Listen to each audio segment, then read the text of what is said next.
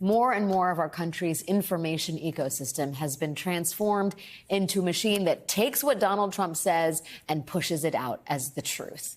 And that means that Donald Trump can get away with blatant lies like this one. Make up some lies, like she said about the border bill that Trump stopped. Let me tell you, number one, I didn't stop it. That was Donald Trump today in Michigan, telling a rally that he did not stop the bipartisan immigration bill that was drafted earlier this year.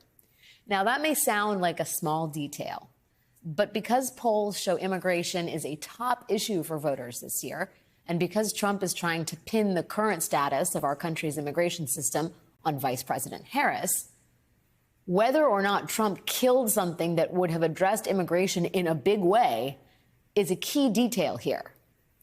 And the truth is, he did. He did kill it. But don't just take my word for it. Everybody who comes on this floor and says our border's broken, we should do something about it, you're absolutely right. And unfortunately, we didn't get there. President Trump opposed a Senate bill. We couldn't find a better way forward. President Trump said don't fix anything during the presidential election. It's the single biggest issue during the election. Don't resolve this. Just a couple of months ago, Republican senators were loud and proud about the fact that it was Donald Trump who killed that bipartisan immigration bill. And you know who else was loud and proud about it? Donald Trump. There is zero chance I will support this horrible open borders betrayal of America. It's not going to happen. I noticed that, and I'll fight it all the way. I noticed a lot of the senators are trying to say respectfully they're blaming it on me. I said, that's okay. Please blame it on me. Please. Blame it on me, please. But of course, now that that particular detail is complicating Trump's presidential campaign, he is rewriting history in front of our eyes. And to a huge swath of the country, he will probably get away with it. Meanwhile, back on Earth One, in reality, today Vice President Harris made a trip to Douglas, Arizona, to the U.S.-Mexico border, where she did her best to tell the truth about Donald Trump. It was the strongest border security bill we have seen in decades. It was endorsed by the Border Patrol Union. And it should be in effect today, producing results in real time right now for our country.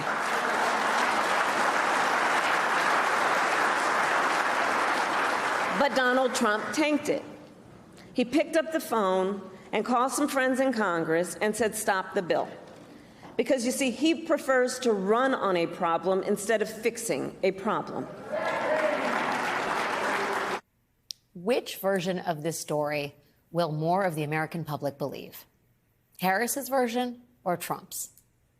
It's hard to know. Right now, the polls aren't just unbelievably close. They are also confusingly contradictory.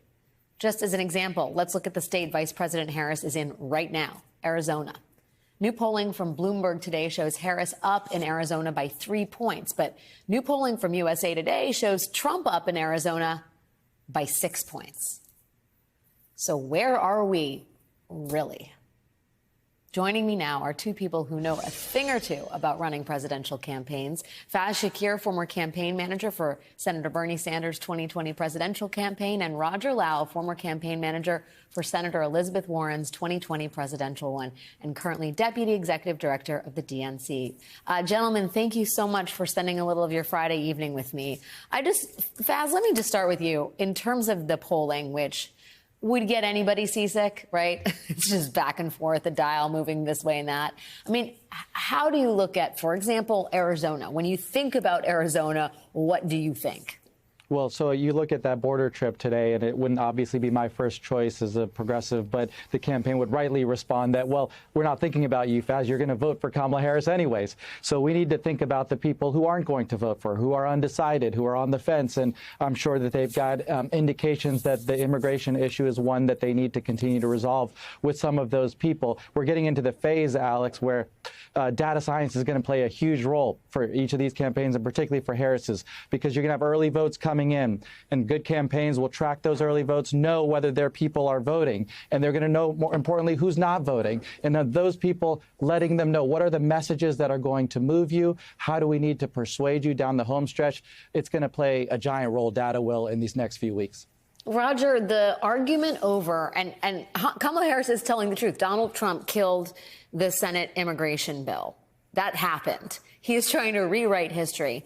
And I'm not suggesting that there's any validity to the argument he's making, but it's an interesting case study in how much the truth matters, you know, a month before the election, and the degree to which this is going to move people on an issue, as Faz points out, that appears to be of top concern among American voters, and especially those undecideds.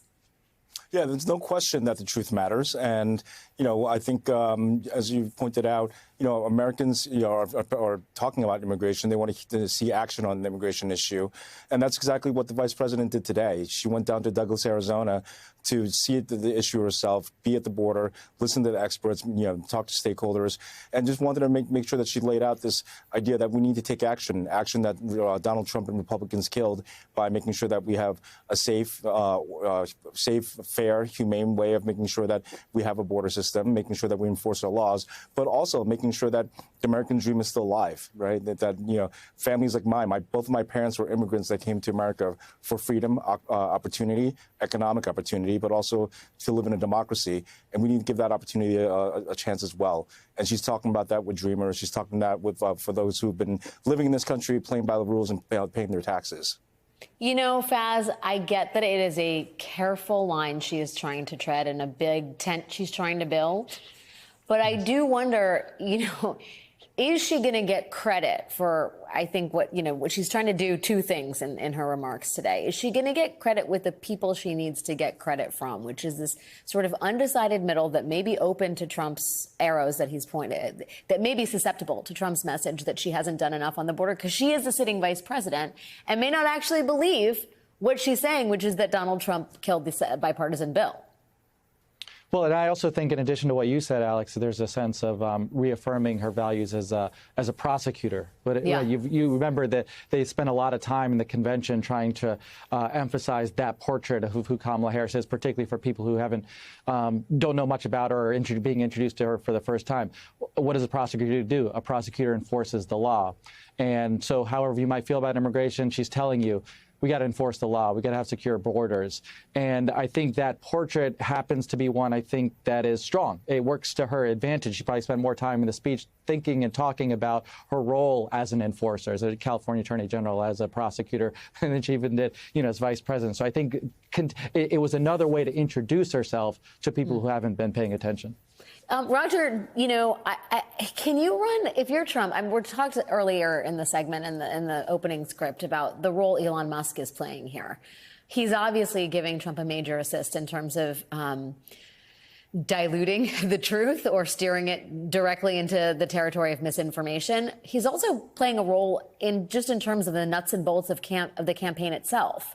What do you think of the fact that they've effectively outsourced door knocking to a super PAC run by the guy from Tesla? Well, outsourcing is consistent with Donald Trump's record.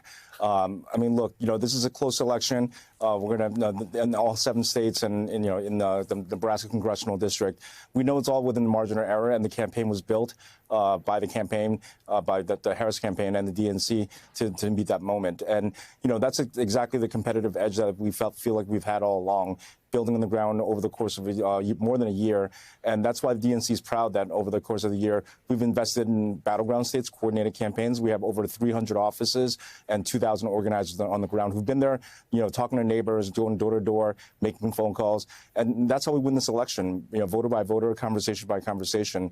But I'm also incredibly proud that the DNC today announced that we've not only invested in battleground states, but also in non-battleground states as well. It turns out there are tough elections up and down the ballot for Senate, for Congress, for State House, and all those things matter too, because obviously the top priority for all of us, you know, no secret, making sure that Kamala Harris gets elected president, but we want to make sure that we deliver a governing majority for her as well, and that's true for, again, in the Senate, Congress, but also State Houses, because that's going to be where we make the change. That's going to be where we make the difference. And the other part of it is we want to make sure we win the popular vote and win it big.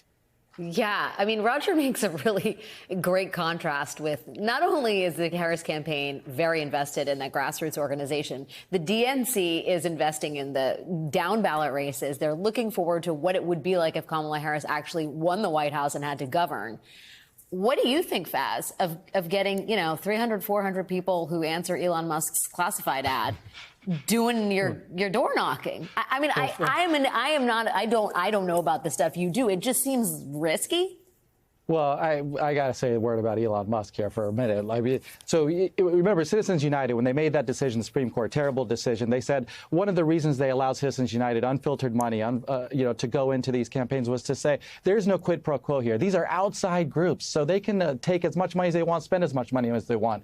There's quid pro quo going on, Alex. This is Elon Musk, who was told, right, we learned from Donald Trump, if he were to win, he's going to outsource to Elon Musk government efficiency, running the government. What's he going to do? What's Elon Musk going to do with the government? He's going to cut. He's going to. I'm sure it's not going to be good stuff.